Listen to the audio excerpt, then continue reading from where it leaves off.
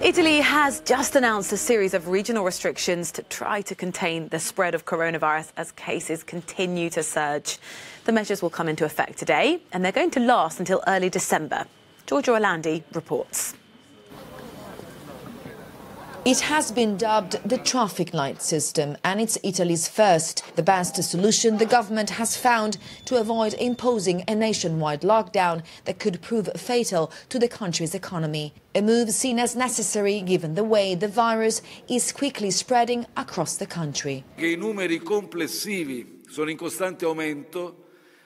Overall figures keep increasing, and the risk is that ICUs might reach full capacity in the next few weeks. Regions have been divided in 3 zones. Different measures have been introduced in each one of them based on how serious the situation is locally.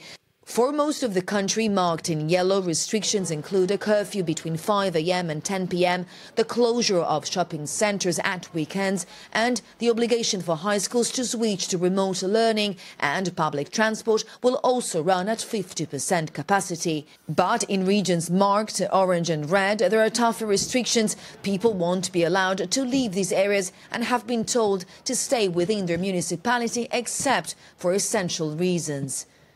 In the red regions, including Lombardy, where the number of infections is higher, the memory of a full lockdown looms large. In addition to the closure of bars and restaurants, most shops will be closed. Local governors of those regions where tougher measures are in place have protested against the closures. The government responded saying the decision has been taken based on figures showing how critical the situation is. The tier system has been designed to offer a certain degree of flexibility to relieve pressure on the economy. Measures, in fact, will be reviewed every 2 weeks. Dividing